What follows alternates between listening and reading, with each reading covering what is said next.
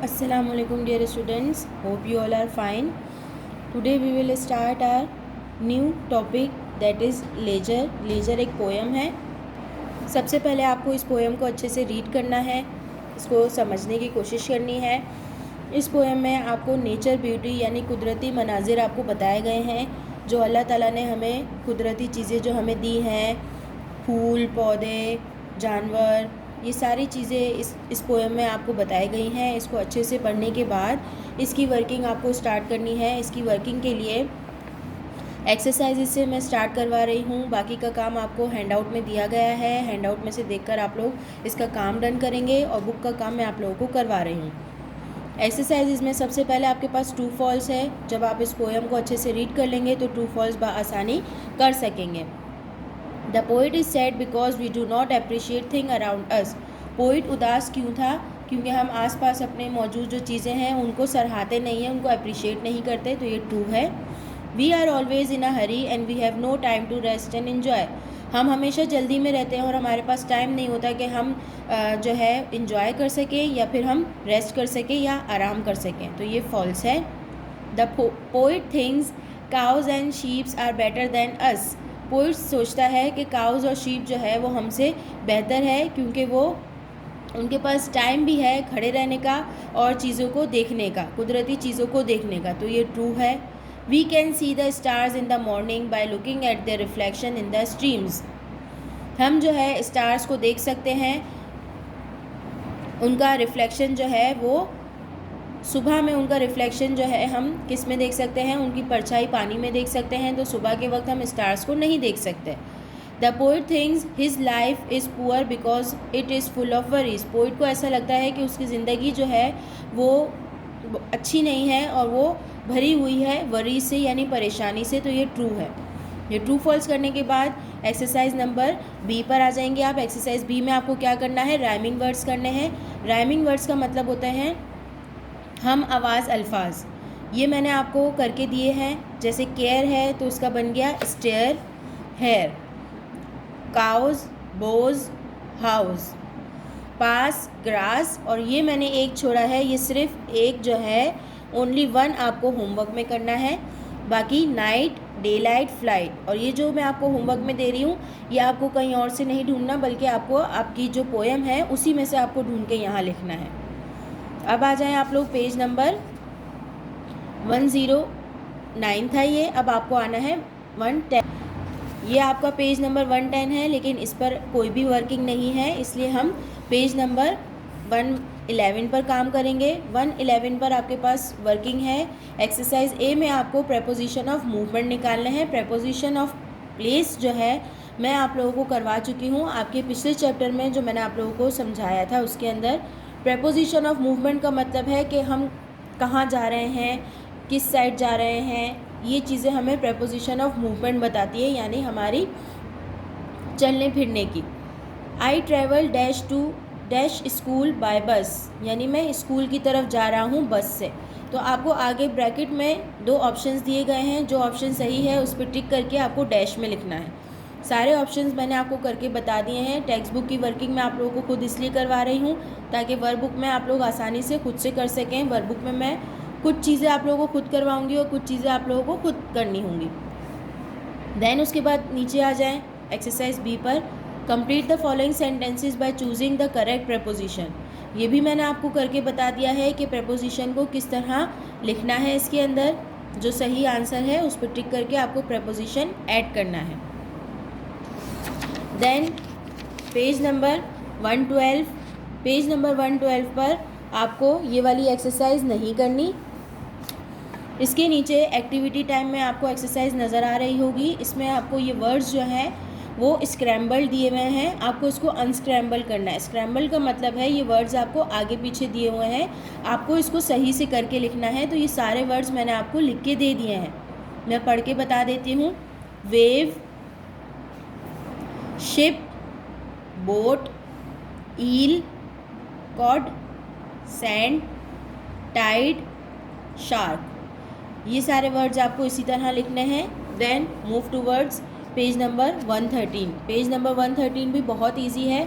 आपको ये जो वर्ड बैंक नज़र आ रहा है इस वर्ड बैंक में जितने भी वर्ड्स हैं वो सारे आपको इस चार्ट में ढूंढने हैं, सर्च करने हैं। ये 15 वर्ड्स हैं, ठीक है। ये 15 वर्ड्स आपको इसमें से ढूंढकर 15 वर्ड्स जो हैं आपको ढूंढकर, जैसे मैंने सर्कल किए हुए हैं, बस ऐसे सर्कल करना है। यहाँ पर आपको कुछ भी नहीं लिखना, ये मैंने डैश लगा दिया है ताकि आपको समझ में आ जाए। यहाँ पर कुछ नहीं लिखना, बस ये वाले सारे वर्ड्स आपको इसमें से सर्च करके इसमें आपको सर्कल कर देना है। ये थी आप लोगों की टेक्स्ट बुक की वर्किंग। अब हम स्टार्ट करते हैं वर्कबुक की वर्किंग। वर्कबुक की वर्किंग के लिए आपको आ जाना है अपनी वर्कबुक पर, वर्कबुक पेज नंबर 54 पर। यहाँ पर आपको लेजर नज़र आ रहा है, पोयम। अब यहाँ पर भी आपको एक छोटी सी पोयम दी गई है जो मैं आपको पढ़ के बता रही हूँ।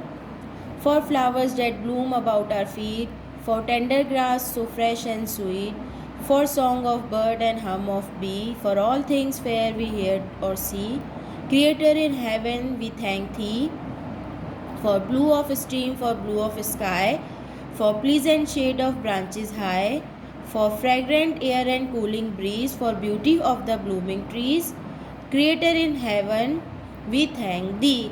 अब यहाँ पर जो है आपको इस पोयम में दरख्तों के बारे में, ग्रास के बारे में और खुशबूदार हवा के बारे में बताया जा रहा है कि ये सारे कुदरत के मनाजिर हैं जो जन्नत की तरह लगते हैं और हम इस पर अल्लाह का शुक्र अदा करते हैं। ये इस पोयम का मीनिंग है जो मैंने आप लोगों को समझाया है। अब उसके नीचे जो क्वेश्चन आंसर्स हैं वो आपको करने हैं।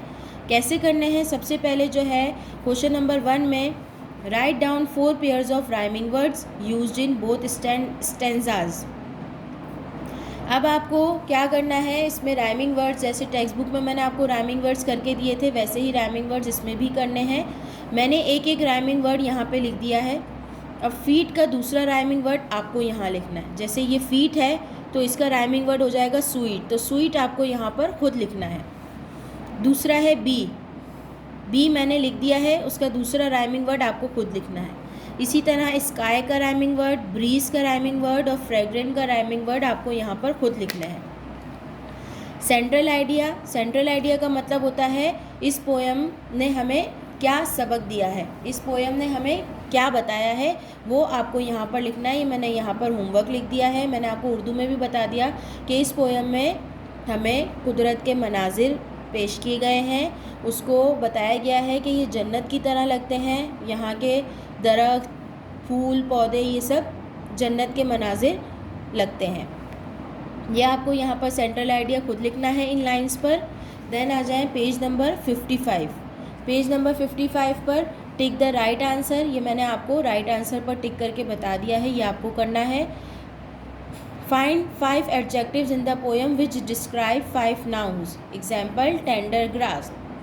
एडजेक्टिव का मतलब होता है किसी भी नाउन की, नाउन आपको पता है, नाउन हम कहते हैं किसी भी नेम, प्लेस, एनिमल और थिंग को। जब किसी नेम, प्लेस, एनिमल और थिंग की तारीफ़ या बुराई की जाए या उसका साइज़ या शेप बताया जाए तो उसको हम कहते हैं एडजेक्टिव।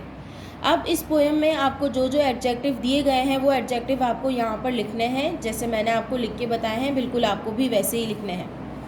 थिंग्स फेयर यानी चीज़ें अच्छी हैं, प्लीजेंट शेड यानी छाँव सुकूनदार है, फ्रेग्रेंट एयर खुशबूदार है, हवा खुशबूदार है, ब्लूमिंग ट्रीज़ कूलिंग ब्रीज, ये सब लिखना है।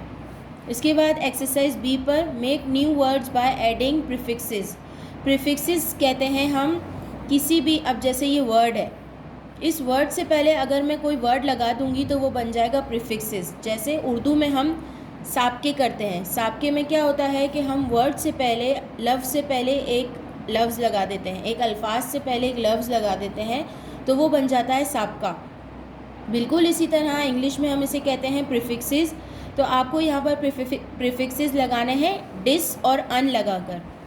ऑनेस्ट है तो ये बन गया dishonest, lock unlock, happy unhappy, tie untie, please unplease, continue discontinue, broken unbroken, usual unusual, do undo, courage discourage. Exercise C fill in the blanks with opposites. Opposite मतलब उलट, इसको हम कहते हैं antonyms. Of the underline words choose from the box, one is done for you. अब यहाँ पर जो वर्ड्स आपको अंडरलाइन करके दिए गए हैं इनके ऑपोजिट्स आपको डैश में लिखने हैं, और इनके जो ऑपोजिट्स हैं उनका वर्ड बैंक आपको ऊपर दिया गया है। फुलिश का ऑपोजिट होगा वाइज, मैंने यहाँ लिख दिया है। उसके बाद प्लेंटीफुल का ऑपोजिट है स्कार्स। प्लेंटीफुल का मतलब बहुत ज़्यादा और स्कार्स का मतलब कम। इसके बाद सीरियस का मतलब है, मतलब सीरियस हम कहते हैं जिसमें कोई मजाक ना हो, तो उसका उलट होगा ह्यूमरस, तो वो मैंने यहाँ लिख दिया है। सेल्फिश का ऑपोजिट है जेनरस। इसके बाद नीचे प्रेपोजिशन है, प्रेपोजिशन पे उसी तरह मैंने टिक लगाए हैं। टिक लगाने के बाद आपको डैश में लिखना भी है, जैसे मैं लिख रही हूँ बिल्कुल इसी तरह आपको लिखना भी है। इन, अलोंग, ये मैंने यहाँ लिख दिया है। अब उसके बाद एक्सरसाइज ई पर आप देख रहे हैं right a paragraph on my hobbies, और मैंने लिखा है यहाँ पर इन कॉपी होमवर्क। अब आपको क्या करना है, आप लोगों को हैंडआउट्स दिए गए हैं इस पोएम के। हैंडआउट का काम करने के बाद आपको टेक्स्ट बुक और वर्कबुक का काम भी करना है। उसके बाद जो है आपको माय हॉबीज़ का पैराग्राफ लिखना है। माय हॉबीज़ का पैराग्राफ लिखने के लिए आपको अपनी वर्कबुक में इस तरह लाइंस ड्रॉ करनी है, और माय हॉबीज़ यानी मेरा पसंदीदा मशगला। माय हॉबीज़ में आप पसंदीदा मशगला भी लिख सकते हो, या फिर आपको जो जो चीज़ें करना अच्छा लगता है उन चीज़ों का भी यहाँ पर आप लिख सकते हो। एक पैराग्राफ आपको लिखना है। इसी तरह आपको लाइंस ड्रॉ करनी है, और लाइंस के ऊपर आपको एक छोटा सा पैराग्राफ लिखना है आपकी हॉबीज़ का, यानी आपको क्या करना अच्छा लगता है। जब आप फारिग होते हो तो आपको खेलना अच्छा लगता है, स्टोरी बुक पढ़ना अच्छा लगता है, जो भी चीज़ें आपको करना अच्छा लगता है उसके बारे में आपको यहाँ पर एक छोटा सा पैराग्राफ लिखना है। ये आप लोगों का होमवर्क है। यहाँ तक आप लोगों की इस पोएम की लेजर का सारा काम डन हो गया है। टेक्स्ट बुक, वर्कबुक और हैंडआउट का काम आप लोगों को डन कर लेना है। नेक्स्ट वीडियो में मैं आप लोगों को नेक्स्ट चैप्टर की एक्सप्लेनेशन समझाऊँगी और उसकी वर्किंग आप लोगों को बताऊँगी। टिल देन अल्लाह हाफिज़।